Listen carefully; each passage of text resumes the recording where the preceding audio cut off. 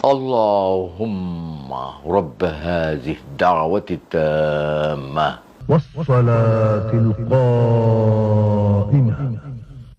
آت محمدا الوسيلة والفضيلة والدرجة الرفيعة وابعثه مقاما محمودا الذي وعدته إنك لا تخلف الميعاد. হে আল্লাহ, এই পরিপূর্ণ আহ্বান ও শাশ্বত নামাজের তুমি প্রভু।